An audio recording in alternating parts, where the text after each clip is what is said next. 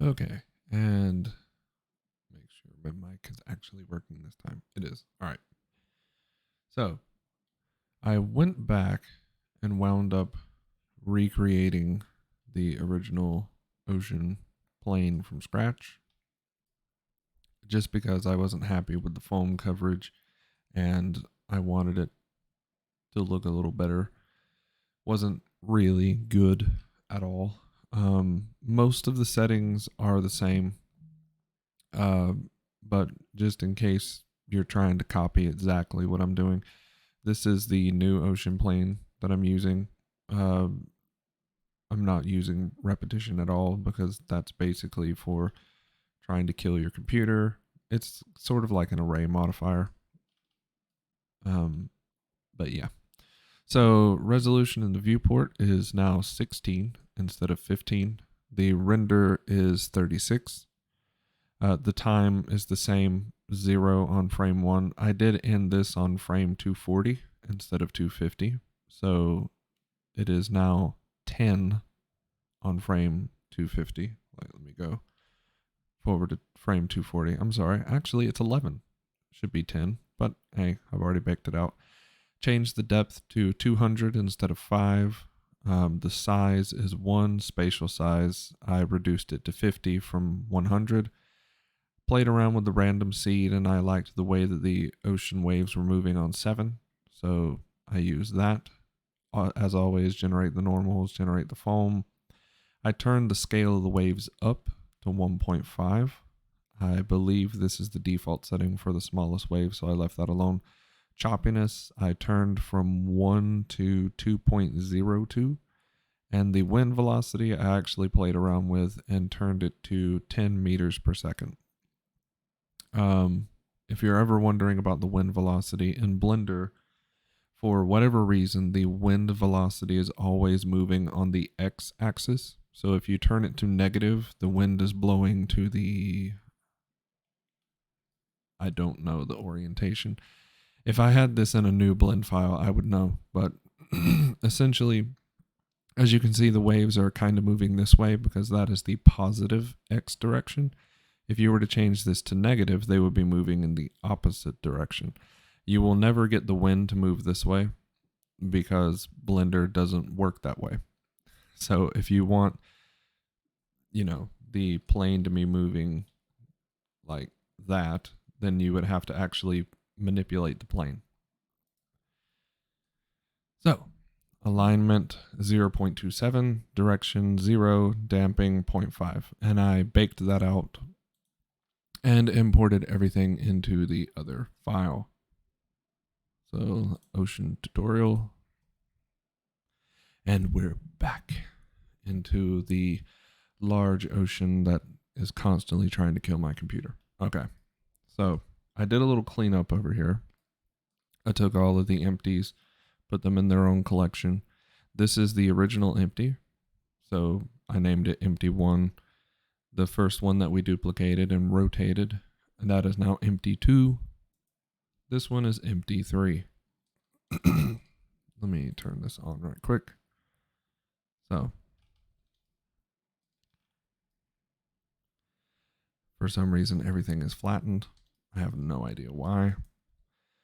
I will fix it in a moment. But anyway, come over into the shader settings, and I'm going to go through everything that I changed because I changed a lot of stuff.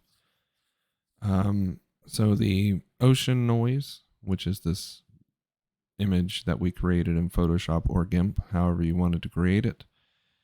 I went ahead and changed all of these to 0.5, except for the rotation. And the object mapping is now on empty 3 instead of whatever I had it called before.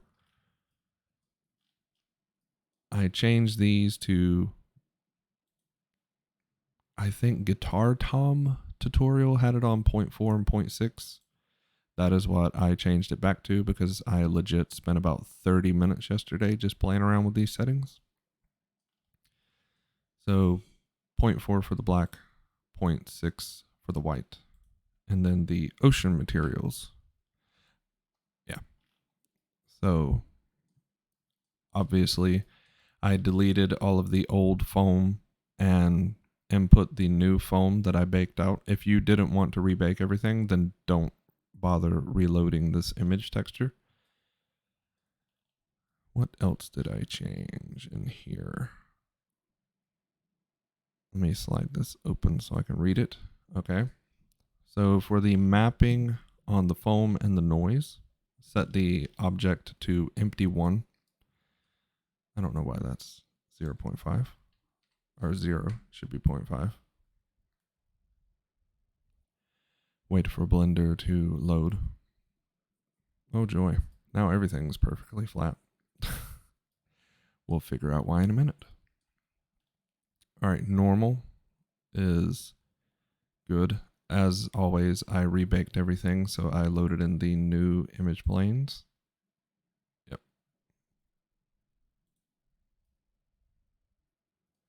And even though you can't see it right now, because for some reason everything is perfectly smooth, I changed from 0.5 to 0.2 on the strength of the bumps on both materials. I didn't mess with anything to do with the principled shader. And if you're wondering why there is a transparent shader in here, again, I can't show you because for some reason it is not loading at all. I was trying to see what the ocean looked like without foam, and so I just plugged transparent into the bottom here just to try and eliminate the foam to try and mess with the ocean itself. So if you're trying to make an ocean and you don't like the way that Blender's foam looks, because let's be honest, it does look ugly. It's very blocky and pixelated, but unfortunately, oh, there it is. Unfortunately, there's nothing to be done about that. So if you ever wanted to get rid of the foam, just add in a transparent shader and do that in the mix. And give Blender a minute. And then you do that in the other material group as well. But I'm trying to mess with foam, so I'm going to leave it there. Okay. That's weird. Move back on the timeline and it actually shows up. Okay.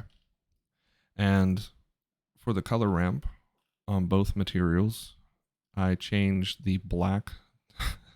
I'm always messing with the foam settings. I changed the black to 0.95 and I left white on 1.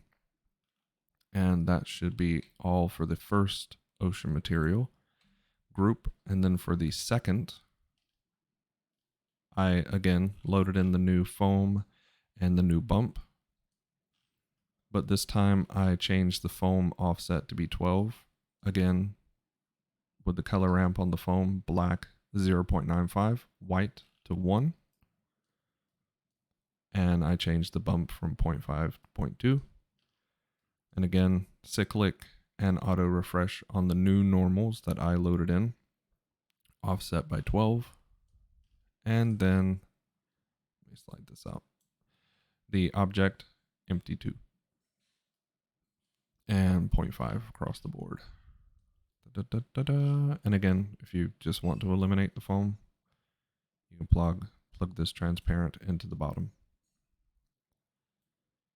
Boom. There we go. Now,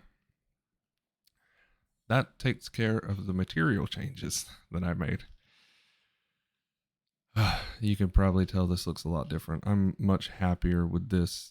I still have problems with it, but I mean, yeah, the limitations of Blender. So, come up here. The big one. The big change. Do not press play on your simulation when you have this subdivision on, because it will probably brick your computer. It makes mine cry and gives me like 0.5 FPS. But I added a subdivision surface modifier and turned the viewport and render settings up to 5. As you can see, moving in. Oh God, that foam. Anyway, everything is nice and crisp looking in detail. And all of these little flat patches here of ocean are the secondary ocean material to try and kind of break up that repetition motion as much as possible. So for the time being, I'm going to turn this off in the viewport because having this on and editing anything over here just makes lag like crazy. But normally when you're getting ready to render, you would turn this on. All right, for the VertexWeightEdit, I changed the vertex group to 1, default weight 0.95, group add on, but I turned the threshold back down to its default value of 0.01. I left the fall off on sharp, turned the global influence all the way up to 9 instead of 5. Channel intensity, I left that alone. Texture coordinate to object, and I changed it to the new empty 3 object.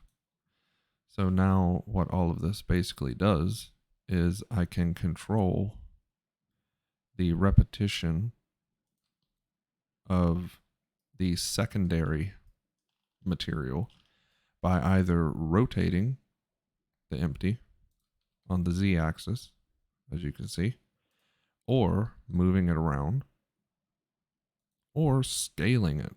So if you want the patches to be much more further out, you can scale it up or scale it down.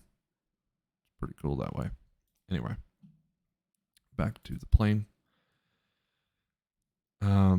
Same thing over here with the duplicated vertex weight edit, except the vertex group is now on 2, but all the other settings are the same, with the exception of the mask texture. So let me try and bring this out so you can read it. All right.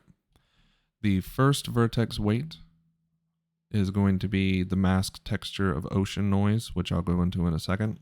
And the second one is going to be ocean noise invert. These are the custom Photoshop or GIMP ones that you created. All right. And I can click down here on this little checkerboard pattern and show you. So ocean noise, let's do that one first. You'll probably wonder why yours is black and white and mine is green. Again, as I explained in the first video, green on images is the Z, kind of like a height map. So what I did was I went down here and I just turned the red and blue to 0.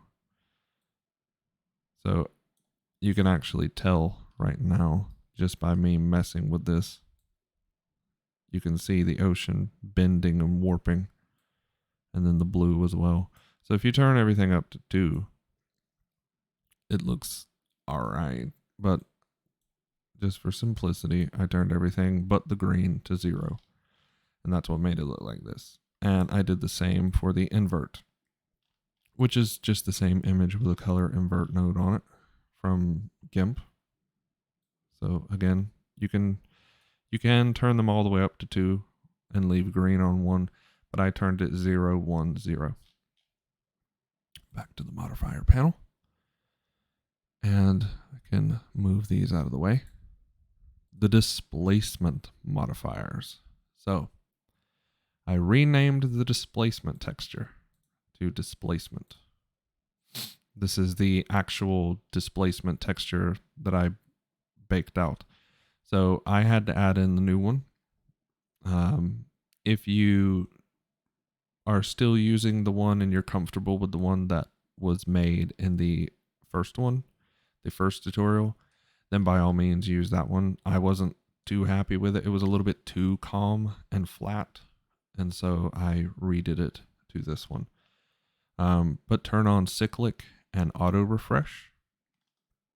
As always, red 0, green 1, blue 0, and I turned on clamp. And then back in the modifier itself, I set the displacement coordinate to object and the object to empty number 1, which is the original empty that we made. And then the direction Z. I left this alone last time and that's what messed me up. The direction, set that to Z, space, local, and strength, I set it on 2. If you want calmer waves, you can turn this down. And if you want really weird oceans, you can do a negative value. So the higher you set this displacement, the larger your waves are going to be. I think this would be like a tsunami type wave, because I think those are close to about 100 meters tall in the center there. But I'm going to leave that there for a moment because I want to show you something. So the further away from the origin of the world that you get, the less and less effective the displacement texture is. So out here at the edge of the displacement, which you're probably never going to see, it's completely flat. But the closer that you get to the world origin, the more and more effective everything is. So this is kind of like a level of detail LOD game setting in Blender. The way I have everything set up is you have more and more detail the closer to the world origin, and further away you have little to no detail, because you don't need to see the waves all the way out there. You're not going to be able to see them anyway because of atmospheric haze, as you can see from the HDRI. You can't see individual waves out there. So as long as everything's set up this way, it's kind of cool. So I'm going to change that back down to 2. All right. And finally, mid-level 0, vertex group number 1. I can't remember because I did do a lot of editing on the tutorial yesterday, and I might have cut it out. If I did, I apologize. But on the plane, if you're wondering why you don't have vertex groups and you can't add them in, just come over to the little green triangle and just click ++. And then I named them group 1, group 2. All right, so vertex group 1 on the first displacement. Boom, get out of here. Boom, this one. Now, this one, coordinates to object to empty number 2, which is this one, the first one that we duplicated. Again, direction to Z, space to the local, strength 2. You could also play around with this and like put the strength to 1, just to have a little bit of height variation between the materials, or change it higher. I'm going to leave it on 2, which is the same as the first one. And then, this is for setting up the fluids, which I'm not going to be able to get to today. My mom is homesick, so having to help her out around the house. But VertexWeightEdit, another one. Set the vertex group to 2, default weight to 1, group add, I left it on its default setting. Fall off, instead of sharp, just leave it on linear. Global influence to 1, and I will show you the mask and everything once I actually add in the fluid simulation. Move this back down. And then finally, VertexWeight vertex group 2, I added in a plane, which is, oh jeebus. You can see it under the ocean right here. It's just a default plane. I just moved it off of the world origin so I can highlight it and you can be able to see it through the ocean. There's no modifiers on it. There's no material on it because I haven't gotten ready yet to mess with the fluids. All right, modifier panel. What in the world? Blender. There we go. Okay. I set the proximity mode to geometry. Face. Lowest would be 4 meters. Highest would be 1 meters. Fall off to linear. Global influence 1. And again, I'll set up the vertex mask and everything when the time comes to do the fluid simulation. So, essentially, when I can record the tutorial in full, because it's going to take a long time. There's even more modifiers to add to this panel once you put the fluids in. Essentially what this plane is going to do is it's going to act kind of like a proxy. So you're going to have a fluid simulation Let me just cursor to select to this. Don't copy what I'm doing because it's going to be undone in a second. I'm just doing this for the sake of trying to show you exactly what's sort of going to be done. So scale that up by 5. All right, so let's just say, for example, turn this back on, that this is your fluid domain. All right, and you're wanting to do a fluid simulation, and you have your camera set right here, and your ship is coming through the domain sort of that way, side to side. So what that plane, let me delete that, is going to do is the plane is going to interact between the fluid domain and the ocean plane. And what the plane is going to do is basically read the information from the fluid simulation, figure out the height differences between the top of the fluid and the top of the ocean.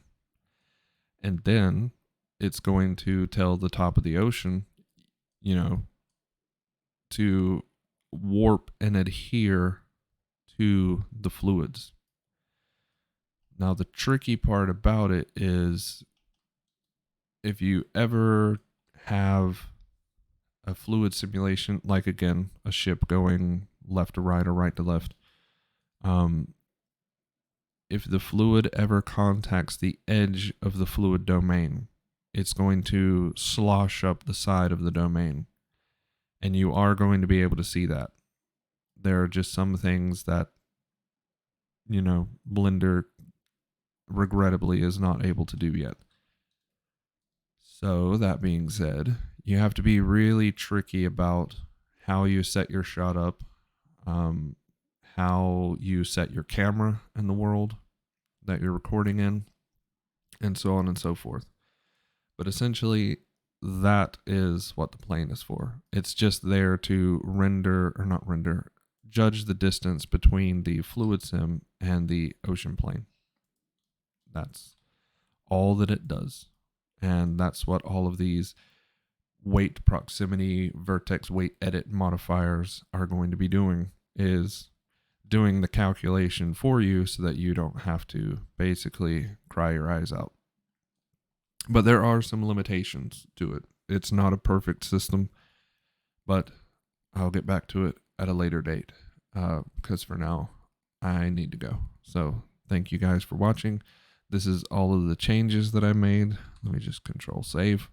I'm going to get out of here and I'll be back later. Bye.